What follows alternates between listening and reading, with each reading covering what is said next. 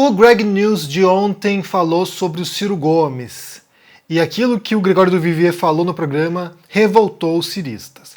Eu quero falar sobre isso hoje aqui porque essa semana a gente abordou uma entrevista que o Ciro Gomes deu e falei sobre alguns aspectos do discurso do Ciro Gomes e como isso não chega na população, mas nesse programa em específico do Gregório do Vivier, o que ele fez foi, primeiro, retraçar uma biografia política do Ciro Gomes, uma biografia crítica, porque há alguns pontos ali que ele diz que incomodaram a base cirista, mas também a tese central por trás disso, o objetivo desse programa, foi defender a importância do voto útil e por que o Lula, ou o PT, tem que ganhar no primeiro turno. Então eu quero falar sobre isso aqui hoje porque é importante, porque é um tema que está aí, movimentando as pessoas, eu tenho visto muita gente comentando isso, então vamos analisar um pouquinho quais são alguns aspectos que me chamaram a atenção. Mas antes disso, já curta esse vídeo, deixa aqui embaixo no comentário um bom sábado, como é que está por aí, e também se inscreva no canal, lembrando-se de ativar o sininho para receber notificação de vídeos novos. Isso é muito importante, isso ajuda a impulsionar o canal, isso ajuda a trazer novos inscritos e também a manter o canal vivo. Mas qual foi a questão? Qual foi o rolo? O ponto central desse último programa do Greg News foi a importância do voto útil. Foi a noção de que, o Ciro Gomes é um participante importante do debate político, é alguém que tem planos, tem projetos, é alguém que tem uma ideia de Brasil, que traz uma série de referências aí sobre economia para ajudar a compreender o país e a oferecer saídas também para a crise econômica, para crescimento econômico, para, pôr de novo o Brasil no mapa internacional. Ou seja, alguém que tem uma visão, alguém que tem um projeto, mas que não decola. Eu falei sobre isso essa semana e eu acho, em grande parte, na minha interpretação desse cenário aqui, que não decola porque aquilo que o Ciro Gomes transmite, os valores que ele transmite, não chegam na população, não atingem a população, não comovem o eleitor de modo que você se sinta impelido a votar no Ciro Gomes, como acontece com outros partidos. E aqui a gente vai falar de números mais adiante. Mas a gente fala do PT, por exemplo, que enfeixa uma série de valores e que galvaniza e que inflama as bases de trabalhadores, sindicalistas, metalúrgicos e também não apenas desses trabalhadores, dessas categorias que são as históricas do PT, mas também de outros trabalhadores pelo Brasil que se sentem representados pelo PT e que votam nesse partido. E aí também vale para o Bolsonaro. O Bolsonaro também enfeixa uma série de valores e que mobiliza suas bases. Então a gente fala aqui de uma disputa que não se dá apenas no nível racional, no nível, coerente, lógico, mas se dá no nível emocional, no nível simbólico, no nível de motivações para você sair de casa e votar nesses candidatos. Nesse sentido, não me parece que o Ciro consiga imprimir quais são os seus valores simbólicos, as questões simbólicas que motivariam as pessoas a votar nele. O Gregório do Vivier menciona que em 2018 ele votou no Ciro, e eu aqui também no canal fui alguém que apoiou o Ciro Gomes naquela época, Quando perguntado sobre qual era o meu voto, eu disse que simpatizava muito mais com o Ciro Gomes do que com outros candidatos. Então, assim, muita gente que eu conheço também, inclusive outros influenciadores, outros comunicadores, outros youtubers, que naquele momento, naquela época, encamparam ou se predispuseram a apoiar o Ciro Gomes naquele momento. Mas muitas das pessoas agora viraram o voto, não votariam no Ciro mais e estão agora apoiando essa ideia do voto útil no PT. Qual é a lógica, Qual é a lógica do Gregório do Vivier e de outros comunicadores, outros jornalistas ou outras personalidades que estão agora defendendo o voto útil? A ideia é o seguinte, a ideia é que, primeiro turno, serão centenas de cargos políticos em disputa. Então a gente fala aqui de eleição presidencial, ou seja, um presidente, a gente fala de senadores, fala de deputados federais, fala de governadores, ou seja, todos os estados do Brasil, e deputados estaduais. Então, mais centenas de cargos políticos. Nesse primeiro turno, centenas de cargos. Segundo turno, o que acontece? Os candidatos para o executivo que não conseguiram 50% mais um dos votos no primeiro turno vão para a disputa no segundo turno. Então a gente fala aqui de possivelmente presidente e mais um punhado de governadores. A questão é que há uma preocupação enorme em relação a um golpe de Estado iminente no Brasil. Muita gente está receosa de que o Bolsonaro vá questionar as urnas eletrônicas, e ele já faz isso na verdade, mas que vá questionar o resultado das eleições, e essa constatação pode estimular o Bolsonaro a dar um golpe de Estado nos moldes mais tradicionais, isso é, pôr tanques na rua e tomar o controle.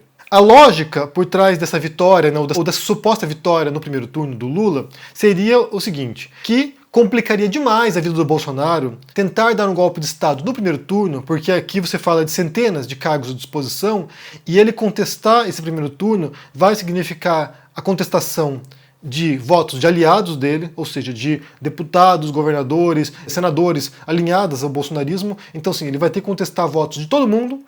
E aí, isso vai encontrar certamente uma enorme resistência de uma elite política e empresarial também, que vai estar apoiando esses políticos, que não vai aceitar essa contestação naquele momento. Porque é o seguinte, essas pessoas foram eleitas, votaram.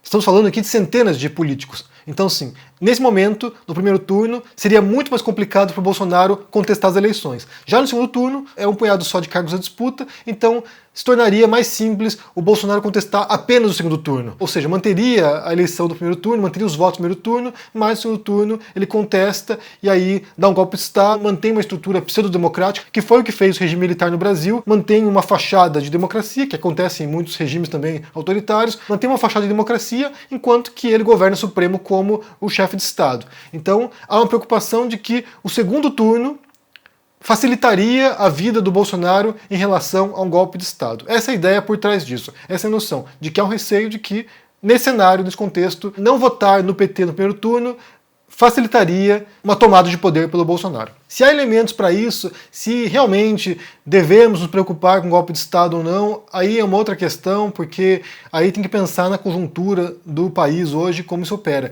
Inclusive, eu vou falar aqui rapidamente, né, e depois eu voltar, talvez semana que vem, falar sobre isso, sobre o livro do Luttwak, que é o Coup d'État, que é um livro sobre golpe de Estado, no qual o autor analisa as condições para isso. Mas a gente vai voltar aqui rapidamente sobre isso. Dentro do segundo ponto, que é a revolta dos ciristas. Eles estão revoltados porque aqui você tem agora uma manobra de muita gente para tentar neutralizar o Ciro Gomes ou forçar o Ciro Gomes a deixar a candidatura e desse modo os votos do Ciro migrem para o Lula e assim o Lula possa ganhar no primeiro turno.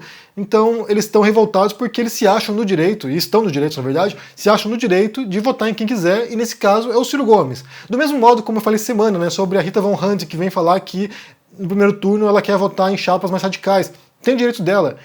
Aqui também abre parênteses, né? Se isso é o mais sensato ou não, são outros 500, mas direito eles têm. É o jogo político. Eles têm esse direito. Inclusive, só para mencionar aqui, né, porque eu não falei sobre isso quando eu falei sobre a Rita Von Hunt, existe uma noção aí entre a esquerda radical brasileira ou entre a extrema esquerda brasileira, para quem defende a revolução, né, para quem defende o modelo de ruptura total com o sistema democrático burguês, que é como eles chamam, para quem defende esse modelo, quanto pior, melhor. Eu vou explicar. Quanto mais acomodação dos trabalhadores ou da classe revolucionária ao sistema atual, pior é para a revolução. Vamos pensar o seguinte, na Noruega. A Noruega é um país com altíssimo nível de desenvolvimento, sabe, com direitos trabalhistas, uma população extremamente feliz e satisfeita, inclusive sempre aparece no primeiro lugar, sabe, em nações mais felizes do mundo. É um país no qual trabalhadores, elites estão bem satisfeitos, estão felizes. Qual é o potencial revolucionário de um país como a Noruega? Nenhum. O cara que mora lá, o cara não vai pegar no fuzil e tentar derrubar o governo, tentar derrubar o sistema, porque ele não tem razões para isso. O cara tá feliz, ele tem dinheiro no bolso, tem comida no bucho, tem educação para os filhos, tem saúde pública, ou seja, o cara não tem razão nenhuma para derrubar a democracia burguesa que torna a sua vida decente. Mas quando você tem um país instável, politicamente, socialmente, economicamente, um país no qual as pessoas estão com fome, estão indignadas, estão revoltadas, estão putas da vida, algumas pessoas vão pensar, a saída é derrubar isso aqui. A saída é a revolução. A saída é degolar essa cúpula que está aqui, no sentido metafórico muitas vezes, mas às vezes literal, degolar essa cúpula e tomar o poder. Então, assim, para muita gente da esquerda radical, qualquer tipo de governo que tenha um viés um pouco mais social ou social-democrata, de certo modo é uma concessão para essa democracia burguesa que oprime a classe trabalhadora. Que não dá reais direitos para a classe trabalhadora, que só dá migalhas. Então, assim, para algumas dessas pessoas, o Lula, por exemplo, é apenas um pacto da classe política com as elites e nada muda de fato. Então, para quem defende essa visão radical, eles querem que piore a situação. Eles não querem que melhore a situação, eles querem que piore, porque é só assim que isso vai gerar um espírito revolucionário para que as pessoas se indignem e vão para a rua e quebrem tudo. Então, assim, eu discordo dessa posição. Eu acho que é uma posição péssima. Ninguém quer morrer numa revolução. Você quer morrer na revolução? Eu não quero. Então, assim, quem quer morrer na revolução? Mas, para quem pensa desse modo, parece fazer sentido. Mas voltando aqui à questão do Ciro Gomes no Greg News, você tem uma base do Ciro que está em torno de, sei lá, 7, 8%, às vezes oscila um pouquinho para cima, para baixo.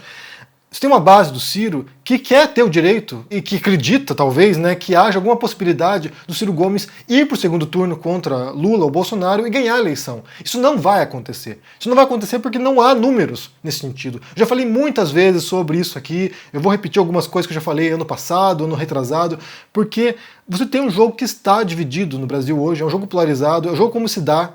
Você gostando ou não disso, é o jogo que se dá, é um jogo polarizado. De um lado você tem Lula, do outro lado Bolsonaro, e esses são os dois candidatos que vão despontar nessa jogada, e são os dois candidatos que vão concorrer. Historicamente, quando você observa as eleições da Nova República, o PT tem uma margem histórica mínima aí de 27% do eleitorado. Essa é a base petista.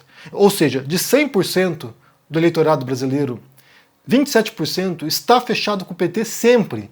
Em toda a eleição que você observar, se você olhar lá desde a primeira eleição, Lula versus Collor, até a última eleição, Haddad versus Bolsonaro, em todas as eleições, o mínimo que o PT teve foi 27%. Essa é a base histórica do PT. Isso não vai mudar. Daí quando o Lula se elege, em 2003, isso salta para 40 e poucos por cento. Então assim, a gente pode pensar que o Lula vai ter no mínimo, ele vai ter uns 40% dos votos no primeiro turno. No mínimo. Ou seja, de 100%, 40% está fechado com Lula e PT.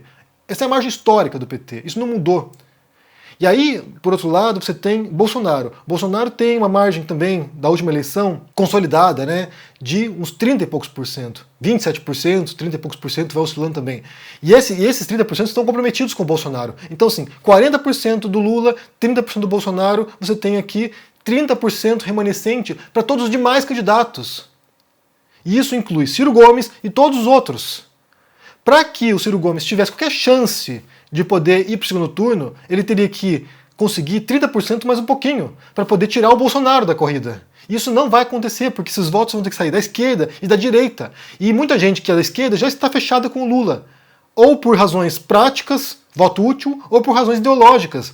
Porque são petistas, porque gostam do Lula. Então, sim, as fichas já foram distribuídas. E muita gente da direita não confia no Ciro Gomes, porque historicamente ele está associado a ideias de esquerda. Então, o Ciro Gomes tem pouca margem de crescimento. Talvez a chapa, né, ideal, uma chapa perfeita, né, o Dream Team, seria Lula presidente, Ciro vice, porque daí você teria 40% do PT mais Lula e mais uns 8, 10% do Ciro Gomes. Aí sim, com certeza, seria a vitória no primeiro turno. Inclusive, se fosse uma chapa dessa, né, Lula e Ciro, não precisava nem de eleição, só dava para eles a faixa presidencial. Mas isso não vai acontecer. Bem, não me pareceria impossível pensar nisso, porque se me dissessem, sei lá, em 2020, me dissessem que a chapa desse ano seria Lula e Alckmin, eu acharia que era impossível. Então, assim, uma chapa Lula e Ciro Gomes não me pareceria tão improvável assim. Mas essa seria uma chapa que garantiria, sem dúvida nenhuma, vitória no primeiro turno. Porque seriam dois candidatos importantes, representantes de um modelo social ou de esquerda, unidos contra o fascismo, unidos contra o Bolsonaro, unidos contra um projeto golpista, unidos contra essa visão retrógrada, atrasada, perigosa do Bolsonaro. Só para concluir esse vídeo aqui, sobre essa possibilidade de golpe de Estado ou não no Brasil esse ano, eu vou recomendar para vocês a leitura de um livro chamado Coup d'État. Não sei se tem em português, acho que não tem em português, que é do Luttwak.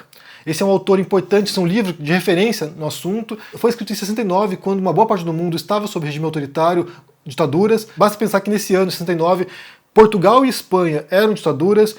Boa parte da Europa Oriental era ditadura e algumas delas alinhadas à União Soviética. Tinha a Iugoslávia do Tito que não era alinhada, mas uma boa parte do mundo estava sob regime autoritário. Brasil também. E depois, né, na década de 70, muitos outros golpes de Estado ocorreriam na América Latina. Então ele fala num cenário bastante problemático e ele aponta como funciona um golpe de Estado. É a mecânica de um golpe de Estado. E ali ele aponta que há 3 pré-condições para um golpe de Estado bem sucedido. 2 delas são mais importantes para o contexto brasileiro. A primeira delas é de que você tenha uma massa da população apática, passiva. Ou seja, se houver um golpe de Estado, se por acaso alguém tentar tomar o poder, a população não vai reagir.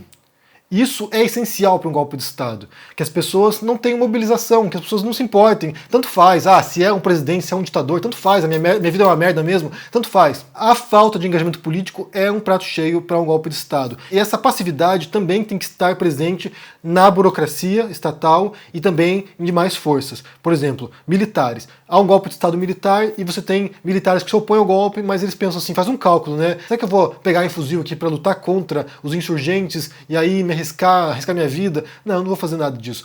A passividade é essencial para um golpe de Estado bem sucedido. E a outra pré-condição importante é que haja uma estrutura centralizada, ou seja, que os golpistas possam tomar a sede de poder e a partir disso mandar para todo o resto. Então, assim, tomar Brasília, por exemplo, tomar lá o Congresso, tomar a presidência, tomar tudo que tiver lá, as principais forças políticas, as redes de televisão, os meios de comunicação, tomar controle do aparato estatal, das Forças Armadas, dos veículos de comunicação, e assim eles cortam a cabeça e tomam controle. E essas duas condições me parecem existir no Brasil hoje. Uma população apática, exaurida, que não vai reagir se houver um golpe de Estado, e um poder centralizado, como é em muitos países democráticos, que, se por acaso derrubarem a cúpula política, há uma troca de regime sem grandes dificuldades. Eu vou reler esse livro do Luttwak, porque eu li alguns anos atrás, e na época um golpe de Estado nesse modelo não era factível, não parecia, sabe, plausível naquele momento. A preocupação era mais em relação à corrosão democrática, como propõem, né, como apresentam o